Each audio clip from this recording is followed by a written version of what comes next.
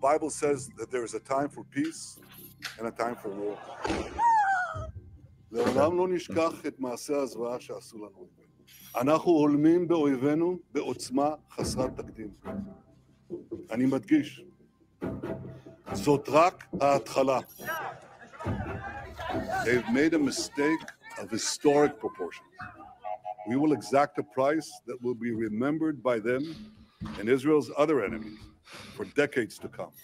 Israel has responded with fury. Fighter jets taking aim at targets in the Palestinian territory. More than 10,000 people have been killed No, since of course, this conflict began. blah blah blah, whatever. Let's skip this part. Don't skip it. Okay. As the Israel-Hamas war drags on, backlash against Prime Minister Benjamin Netanyahu is growing at home. Former Israeli Prime Minister Not really. has heavily criticized Netanyahu. He's the worst person to have to deal with it.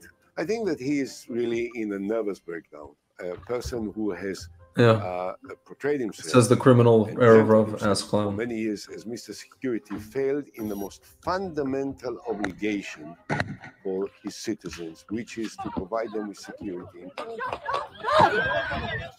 Today, Netanyahu's leadership is on the verge of imploding, deeply unpopular with his own people and under immense pressure from the international community. La lutte doit être sans merci, mais pas sans règles. This is a fall from grace That's a from a fruitcake. man who was reportedly told by one of the most powerful Jewish religious figures in the world that he would be the one to welcome the Messiah.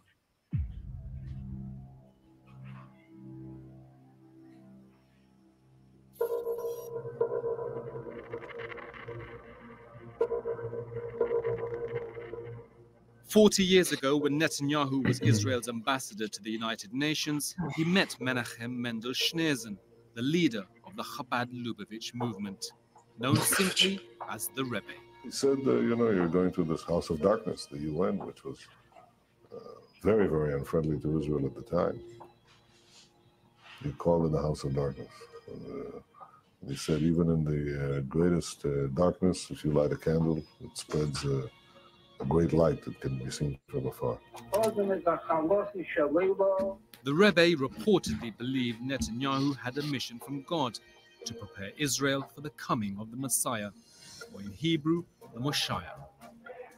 Over the next decade, the two They can't even get that developed a right. close relationship. But you know what's incredible to me is that a Turkish news station is showing the Rebbe.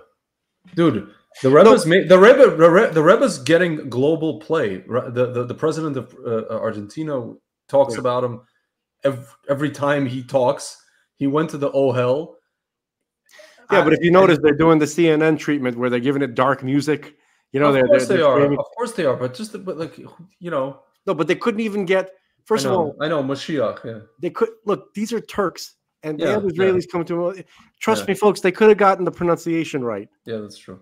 No, they could have, of course. Well, let's continue. I just want to see what they say. Soon after entering Israel's parliament for the first time, Netanyahu paid his respects to his mentor.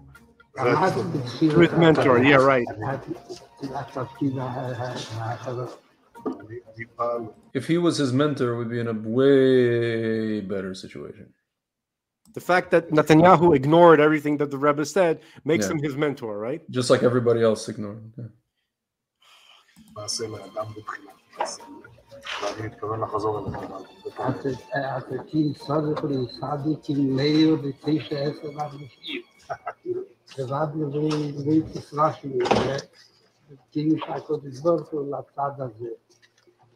then, Netanyahu was probably the only ally. Can you pause it for a that he could second? work with in Israeli politics.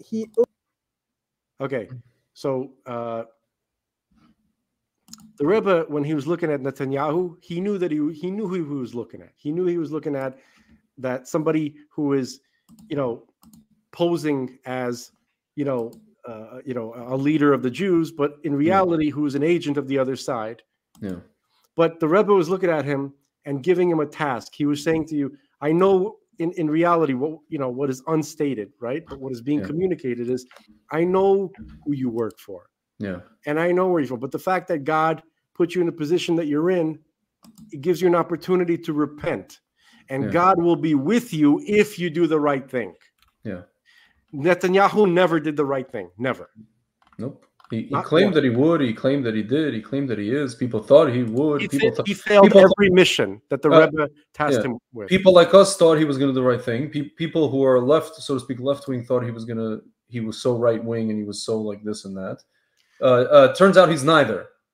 Yeah. And by the way, Gantz, who they were showing earlier, was criticizing Netanyahu. Gantz, much worse than Netanyahu. Olmert, not Gantz.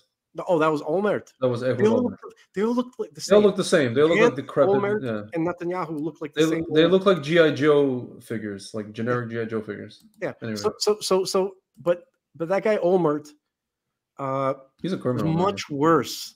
Yeah. Look, horrible. It's a theater show. You know, they show these political rivalries in Israel, just like in America, where they want to make people believe that there really are other, you know, they're these competing no, it's all fake. It's all theater. Okay. And the Rebbe, when he's speaking to these people, he knew that they were up to no good. He knew that they were involved in a syndicate that was there not to help the Jewish people. But he was speaking to them as an individual. He was appealing. He was saying, get out of what you are a part of. You have an opportunity to turn things around. Remember God. Remember that if you stand up to them, God will be on your side. The Rebbe was telling these people they have an amazing opportunity. None of them took it. Yeah. Yeah, they did not. They did not. So let's continue. Obviously demands from Netanyahu to take some steps to hasten the coming of Messiah, which is to make Israel a more religious place, and to take certain concrete steps in this regard. And Netanyahu says, I'm definitely doing that. Folks, Netanyahu was not the one that made Israel a more religious place. We can tell you that. That was the Lubavitcher Rebbe who made it more religious. Not only Rebbe, just the people and the people and rabbis, different rabbis and rabbis who were involved in outreach and just God Himself, and not Bibi. We can tell you that with absolute certainty. Definitely not. In fact, he every opportunity he had to make Israel a more religious place, he squandered it on purpose.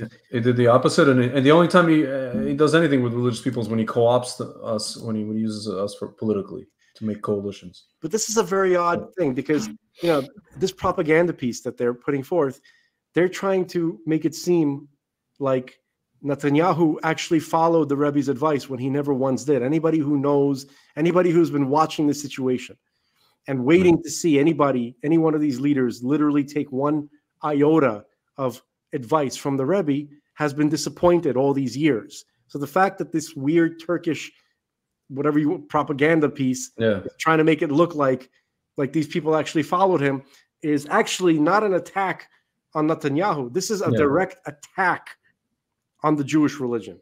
Yeah. Let's see.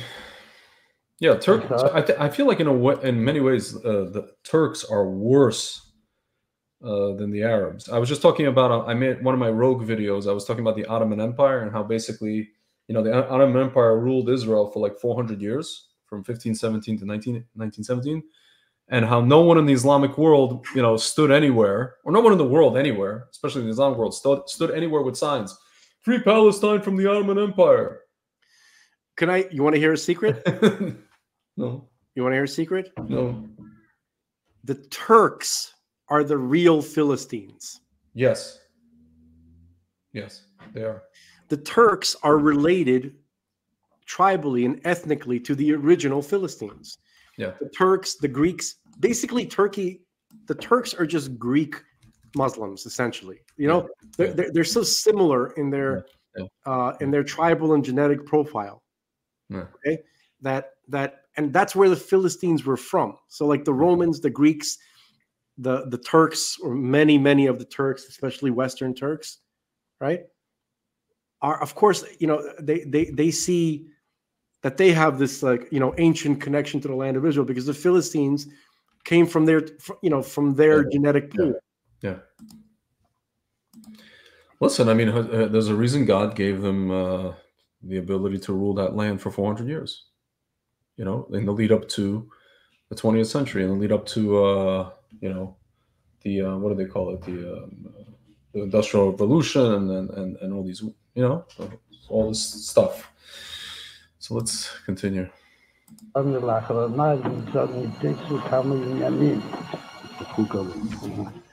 מה שלא יאות, וגם משהו שעדיין משאיר ליבו, אז הייתה משהו במה ידיעתו. כנראה שאם מספיק, כאילו שהיום כבר כמה שעות בגיר עדיין ליבו.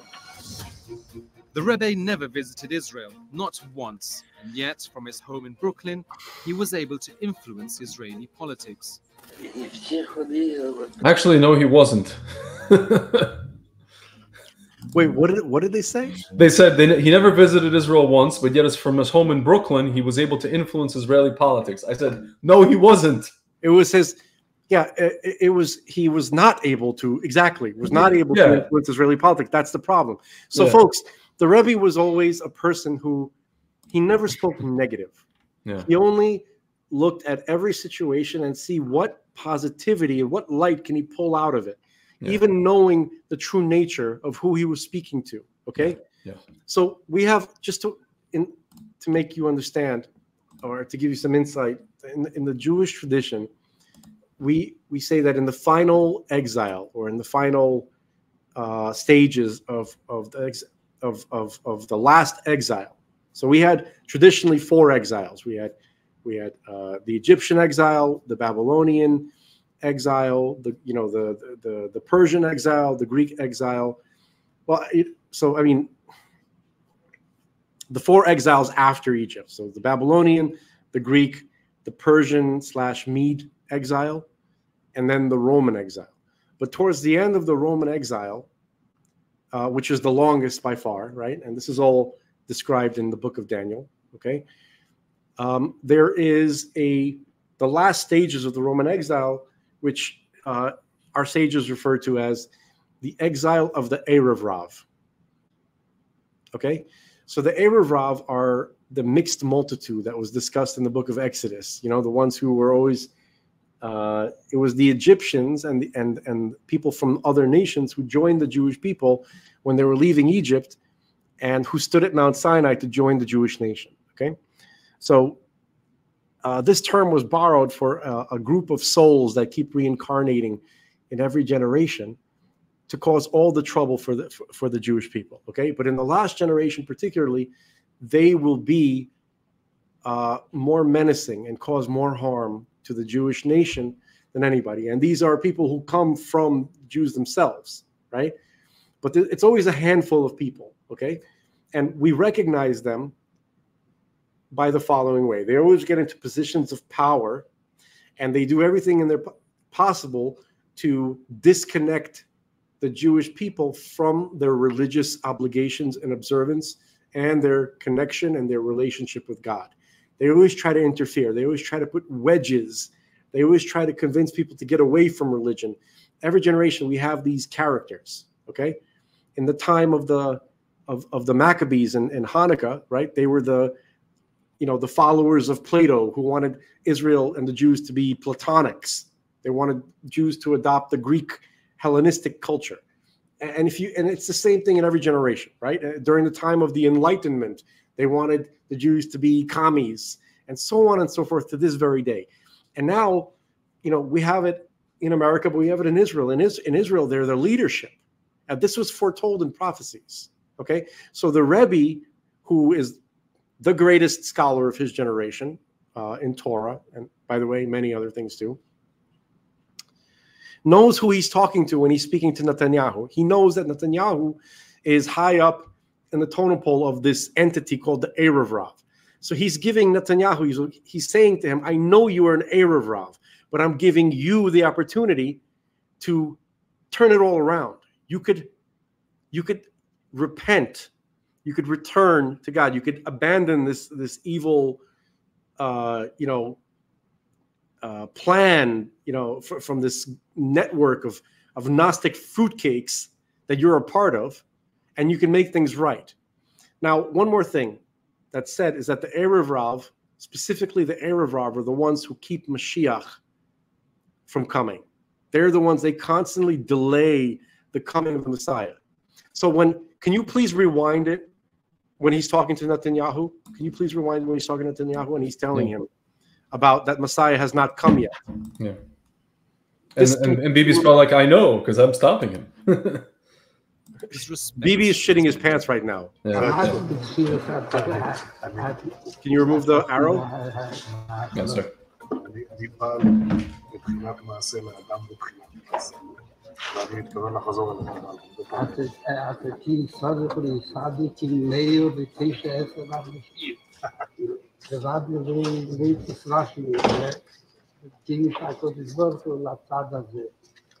Back then, Netanyahu was probably the only ally that he could work with in Israeli politics. He obviously demands from Netanyahu to take some steps to hasten the coming of Messiah, which is to make Israel a more religious place and to take certain concrete steps in this regard. And Netanyahu says, I'm definitely doing that.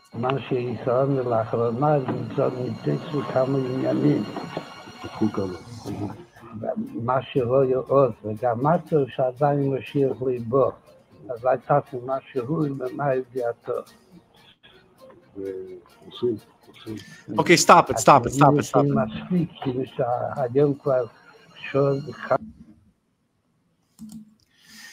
So now you can understand the context where essentially the Rebbe was saying that your crew is keeping Mashiach back.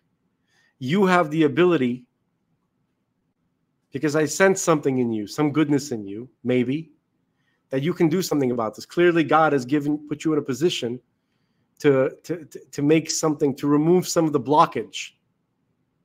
And so clearly that is your task.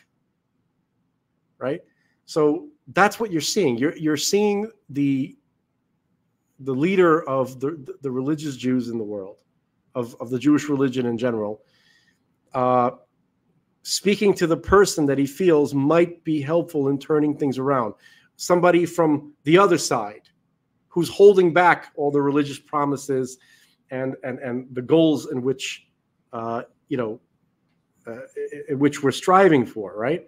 So he's appealing to him. He goes, see, there's a whole subtext. There's a lot between the lines, and I hope I was able, in some awkward I think you were way, to explain what's really going on here. But these Turkish guys they're trying to say that he actually he never once listened to the Lubavitcher Rebbe, never once. Yeah. And he keeps using his name, by the way, in speeches, but never used it. Exactly. Never actually did anything he asked. Yeah, yeah, just like every other politician. Yeah, let's see.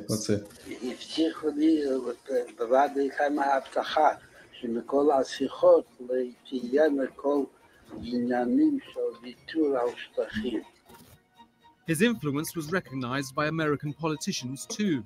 US presidents paid homage to him, establishing and proclaiming a National Education and Sharing Day in honor of his birthday. At least they mentioned this. This is amazing, actually. To the Rebbe on this his 86th birthday. Menachem Mendel Schneerson was born in 1902 in the Black Sea port of Nikolaev. Is this like AI? I don't know. I don't think this is a person speaking. Part of Ukraine. Oh. He and his wife lived in Berlin and Paris before fleeing the Nazis in 1941, seeking refuge in New York, where they put down roots. A decade later, in 1951, he took over the Chabad movement from his father-in-law, who died the previous year. Menachem Schneerson revived and grew the movement for over 40 years until his death in New York in 1994. His followers in Brooklyn were devastated. Most of them believed he would never die. They still believe Rabbi Menachem Schneerson will be physically resurrected as Mashiach, the Messiah. A physical resurrection when he's going to come back in his full glory imminently and redeem the entire world.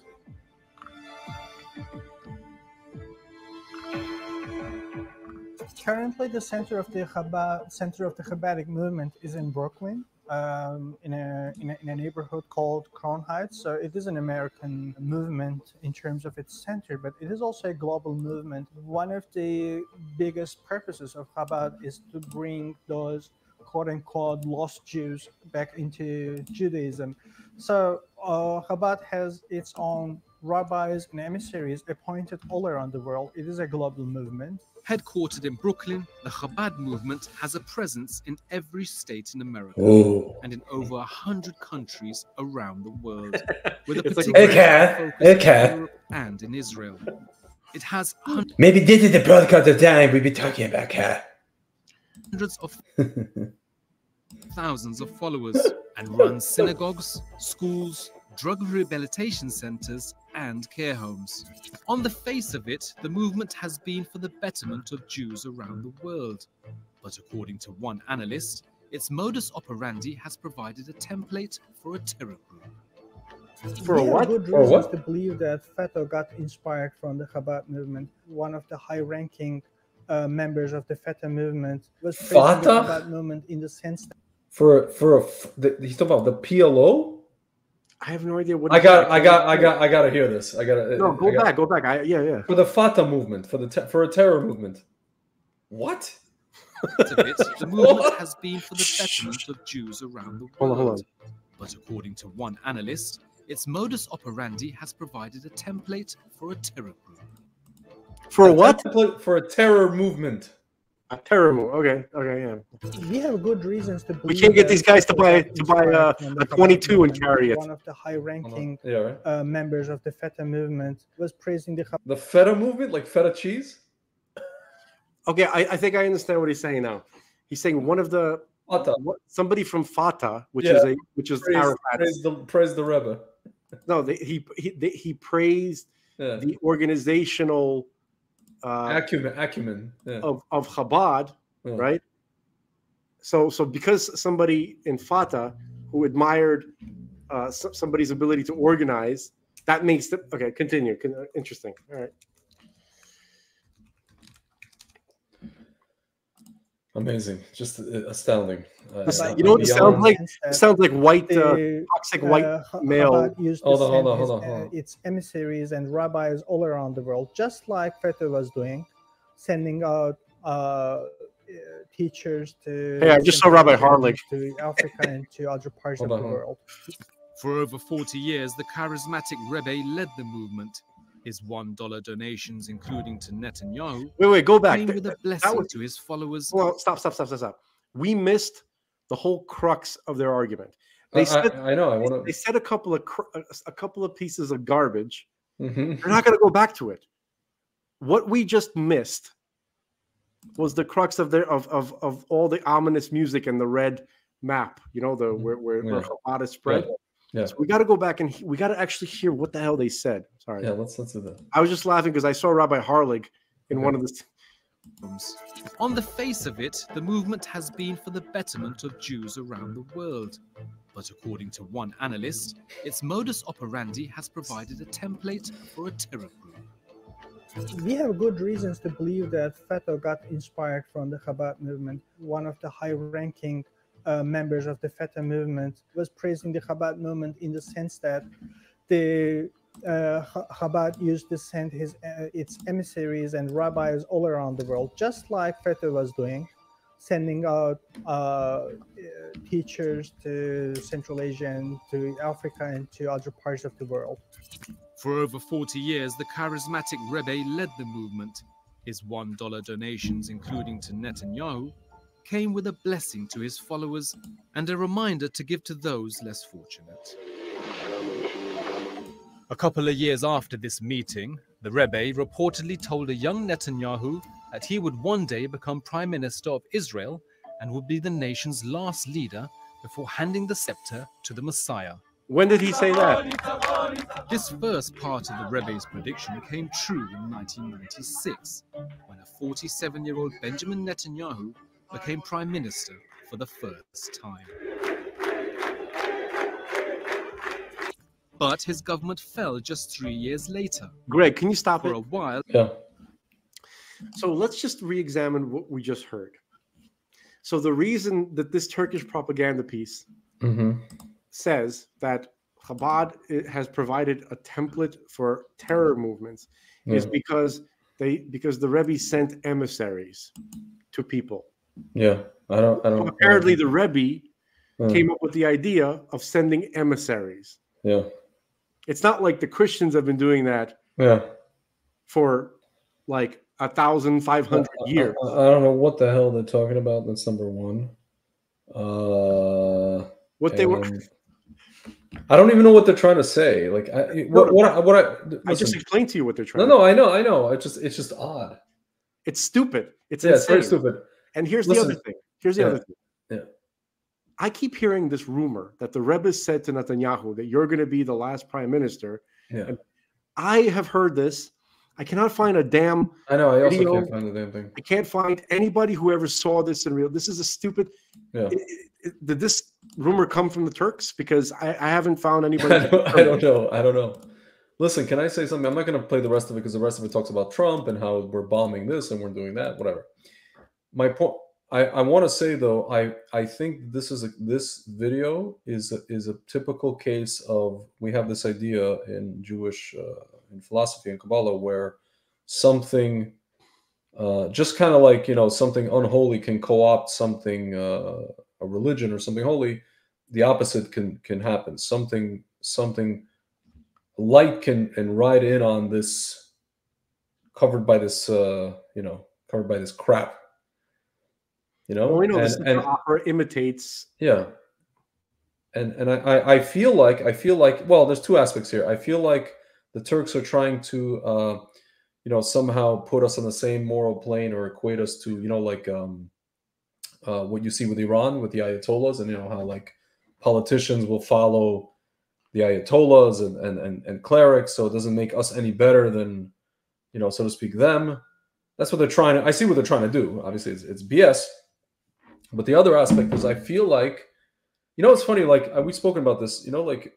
Sometimes you'll see headlines from like a really really lefty atheist, either American newspaper op-ed or even Israeli, and they say like, such and such politician is going to cause, with his policies, is going to cause Armageddon, right?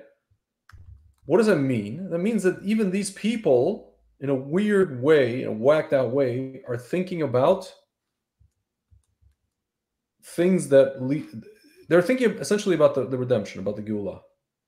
They want it. Everybody wants it. Everybody wants it. The biggest leftist in Tel Aviv wants it. These idiot Turks want it. Even the Iranians who are talking about the Mahdi and how they have to do this and this and this to bring the Mahdi. Who the heck is the Mahdi? It's Mashiach. It's their version of whatever they think it is. But in reality, everybody wants essentially the same thing. It's just that they, well, first of all, they think that they have kind of the, not monopoly on it, but they have the keys to the kingdom, as it were. And everybody thinks that they have the, that they're going to be the ones. In a way, I feel like this video, again, it's like this video, it's almost like Hashem used these guys to bring something into some kind of idea into the world. I happen to think that a lot of people are going to start like, dude, again, look what's going on. This president of Argentina, this guy who wants to like literally destroy global socialism single-handedly, wins an election, 56% of the vote. He probably got more in reality. Starts talking about how like you can't give socialists an inch. This and that, a millimeter. They will kill you. And it's true. He's saying a fact. They will kill you. Eventually, it's going to come to that. And then he's talking about the Rebbe. He's talking about converting to Judaism, and he's talking about the Lubavitcher Rebbe. And then he goes to the Ohel, to the Rebbe's burial place. And then he goes here, and then he goes there. He just, dude, as we were talking, there's an Instagram, his most recent Instagram post. Can I show you this guy's Instagram post? He almost said it on Tucker. Yeah. And you know what he just posted just now? As we were talking, started this conversation? This Milei guy posted this. He just met with, or he met previously with, but this is a picture that he posted. He met with Rabbi, here you go. Rabbi Jacobson. Look at this. And it says, here, a very beautiful moment when I meet again with Rabbi Simon Jacobson. No words can describe my excitement to see such a giant. Dude, he's like crying. He considers this guy like the next, because Rabbi Jacobson used to stand and remember by heart the Rebbe's talks on Shabbat and then write them down. So Milei feels like this guy is like a direct conduit to the Rebbe. That's Rabbi Jacobson is a very, very amazing man. Yeah. He's a very good man. Yeah. Can you do me a favor, Greg? Can you click on the link that I just sent you? Yeah. And I think at this point, it's kind of important to emphasize certain distinctions between messages from religious leaders. Yes. Toronto Mashiach. What the heck? So certain religions, that shall not be named, have a very warlike vision of how to bring Mashiach. Yeah. That certain things have to happen, and in order for Mashiach to come, or whatever their version of the Messiah to come. So can you click on the top photograph? Yes. Enlarge it. It's not man, there's no way to make it bigger? No. No. Oh, here you go. Yes, there is. Okay.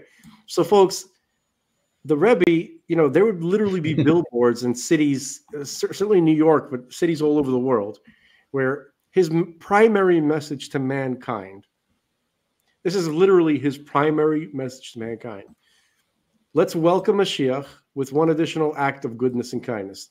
There are other billboards that say, let's welcome Mashiach with acts of goodness and kindness. Yeah. Not war, not jihad, not martyrdom, but acts of goodness and kindness. That was the Rebbe's message. That was literally his entire message for his whole life. Yeah. You don't serve God by killing, by martyrdom, by this, by fasting to death, by setting yourself on fire. You bring the Messiah, you welcome him to redeem the world with acts of goodness and kindness. Yeah. There's no equivalency here. All right. Yeah. It's astounding. By the way, goodness and kindness means goodness and kindness. Yes. Okay? Yes. Means help an old lady cross the street, get a kitten out of a tree, feed a homeless guy, help whoever you can in your sphere of influence as an individual, not governments. He's talking to individuals. Yeah. That he is. That was the most American message you ever heard in your life. Yeah. It's a Jewish message also,